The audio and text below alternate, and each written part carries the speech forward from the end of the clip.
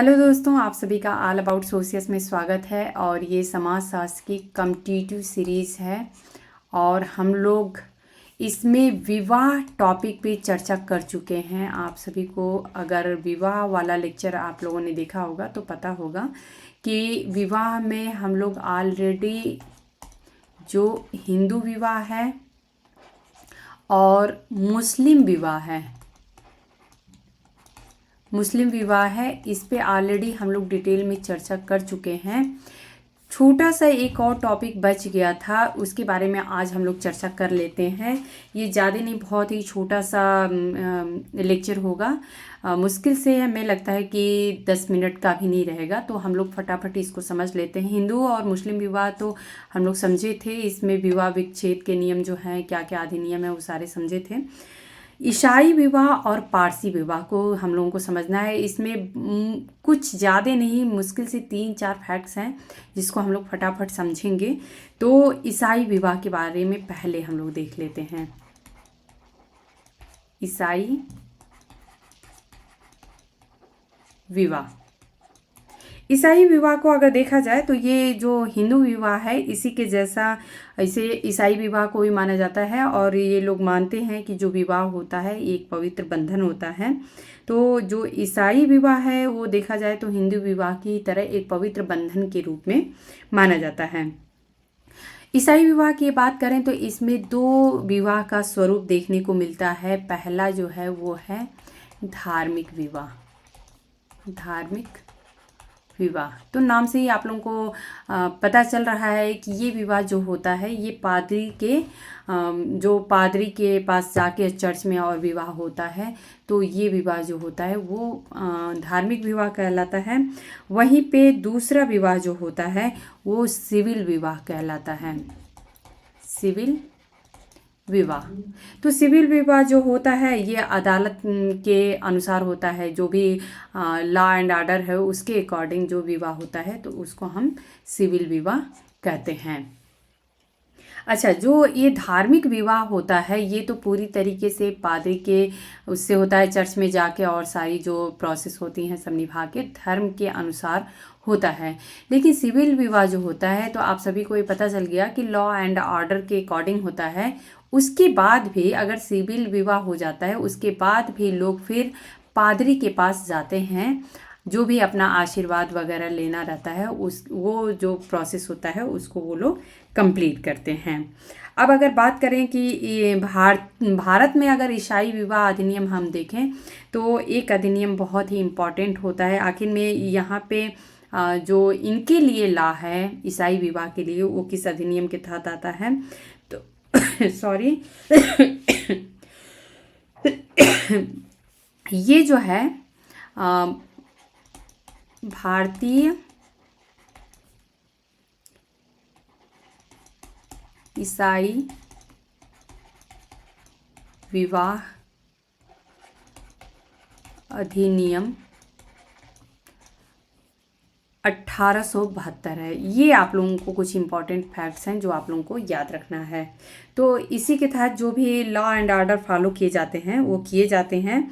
और इसी के अनुसार अगर हम देखें तो विवाह के लिए लड़कों की जो उम्र होती है, आप लोगों को ये कुछ फैक्ट्स हैं जो आप लोगों को याद रखने हैं। तो लड़के का जो उम्र होता है वो 16 वर्ष होता है विवाह के लिए। ये बात हो रही है, चूँकि विवाह का ही टॉपिक है तो ये बात हो रही है विवाह के लिए। वहीं पे लड़की का जो उम्र होता है वो 13 वर्ष होता है। तो ईसाई धर्म के अनुसार अगर हम देखें तो इसमें विवाह का जो उम्र है वो हिंदू विवाह से अलग है। जैसा कि 21 और 18 है हिंदू विवाह में, तो वहीं पे अगर न्यूनतम आयु की बात करें लड़के और लड़कियों की तो न्यूनतम आयु लड़के की 16 वर्ष और लड़की की 13 वर्ष होती है। इसमें ये भी होता है कि कुछ जो फैक्ट्स हैं उसको हम लोग अगर देख लें तो एक और फैक्ट्स ईसाई विवाह में आता है निकल के, यहाँ पे मैं लिख देती हूँ कि जो विवाह विच्छेद होता है, ये तो बात हो गई ईसाई में विवाह की, लेकिन ईसाई विवाह विच्छेद की अगर कंडीशन आती है विच्छेद जो होता है ये कौन से अधिनियम के अंतर्गत होता है? तो ये जो है भारतीय विवाह विच्छेद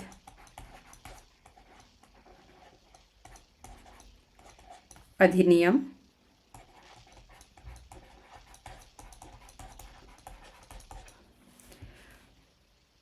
1869 है। तो इसके अकॉर्डिंग जो होता है वो विवाह विच्छेद होता है। अच्छा, ईसाई विवाह जो होता है, ईसाई धर्म में आखिर में जो विवाह विच्छेद है उसके लिए क्या अधिनियम में प्रावधान है? तो इसमें कुछ विशेष कंडीशंस हैं जिसमें कि विवाह विच्छेद या डाइवोर्स हो सकता है। तो जैसे कि पति जो है वो ईसाई धर्म को छोड़ के और किसी अन्य स्त्री के साथ विवाह कर लेता है, ऐसी कंडीशन होती है। दूसरा ये होता है कि पति किसी से भी दूसरा विवाह कर लेता है, या फिर ये हो सकता है कि कुछ ऐसा बलात्कार की कंडीशन आ जाती है तो उसमें विवाह विच्छेद हो सकता है। या फिर ये हो सकता है कि पति जो है वो बहुत सारे जो बहुविवाह की प्रथा दिखती है इसका अपराधी हो। या फिर ये भी हो सकता है कि अगर पति जो है वो पत्नी का 2 वर्षों तक, कम से कम 2 वर्षों तक त्याग किया हो तो भी विवाह विच्छेद हो सकता है। तो ये कुछ बेसिक कंडीशंस थे जिनकी आप लोगों को याद रखना है। अब बात करते हैं पारसी विवाह की। अगर तो पारसी विवाह में कुछ खास नहीं है, जो भी 2-3 पॉइंट है उसको हम लोग देख लेंगे। तो पारसी विवाह की अगर बात करें तो ये जो है, ये आप सभी को पता है कि संसार में जो भी वर्ल्ड में प्राचीन धर्म है उनमें हमारा ये आता है, पारसी धर्म आता है। और ये जो है ईसा से भी पहले अगर हम बात करें क्राइस्ट से, तो उनके भी पहले से ही ये धर्म प्रारंभ हुआ था।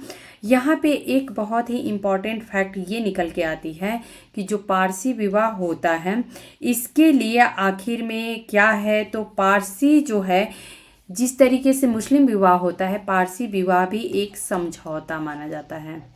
ये आप लोग याद रखिएगा कि पारसी विवाह जो होता है वो जिस प्रकार से मुस्लिम विवाह को एक कॉन्ट्रैक्ट की तरह माना जाता है, उसी तरीके से पारसी विवाह भी होती है। वो एक समझौता होता है और जिसमें ऐसा माना जाता है कि जो लड़का और लड़की हैं दोनों की सहमति होना आवश्यक है। बस इतना ही है पारसी विवाह में। बाकी अगर हम बात करें कि इनकी जो प्रमुख धार्मिक ग्रंथ है, तो ये जो है मैं यहाँ पे लिख देती हूँ, हो सकता है एग्ज़ाम्स में कभी कभी ऐसे भी पूछ दिया जाता है। धार्मिक ग्रंथ जो है वो अवेस्ता है। अवेस्ता, ये आप लोग ध्यान रखिएगा कि अवेस्ता किसका धार्मिक ग्रंथ है, तो ये पारसी धर्म का है। अच्छा, इसमें अब ये देख लेते हैं कि पारसी विवाह और विवाह विच्छेद के लिए आखिर में क्या प्रावधान है। तो पारसी विवाह एवं तलाक अधिनियम 1936, तो जो भी तलाक के प्रावधान हैं वो इसी अधिनियम के तहत हैं। तो ये आप लोगों को एक फैक्ट याद रखना है। और अगर बात करें कि अगर क्वेश्चन में ऐसा पूछ दिया जाए कि जो पारसी विवाह होता है इसका स्वरूप हमें कैसा देखने को मिलता है, तो जो पारसी विवाह होता है ये एक विवाही होता है, अर्थात इसमें हमें एक विवाह की ही प्रथा देखने को मिलती है। एक और फैक्ट्स है कि पारसी लोग जो होते हैं वो किसकी पूजा करते हैं। तो पारसी लोग जो होते हैं वो पूजा जो है वो अग्नि की करते हैं। अग्नि की पूजा ये लोग करते हैं, आप लोग याद रखिएगा इसको। 1 मिनट, मैं इसको सही से लिख देती हूँ। अग्नि की पूजा पारसी लोग करते हैं। और ये आप लोगों को पता चल ही चुका है कि पारसी विवाह और तलाक अधिनियम जो है वो 1936 है। तो इसमें बहुत ज़्यादा कुछ नहीं था, बस इतना ही फैक्ट्स है जो कि आप लोग ईसाई धर्म और पारसी धर्म से रिलेटेड आप लोगों को याद रखना है। बाकी आगे हम लोग जो अपना कम्पिटिटिव सीरीज़ में इस टॉपिक से रिलेटेड हम लोग कंटिन्यू करेंगे, तो वो रहेगा कि आखिर में नातेदारी क्या है, हमें भारत में नातेदारी किस प्रकार की देखी जाती है, या समाजशास्त्र में जो नातेदारी का टॉपिक है उसमें विभिन्न विचारकों के क्या विचार हैं, उसको हम लोग अपने नेक्स्ट लेक्चर में डिस्कस करेंगे।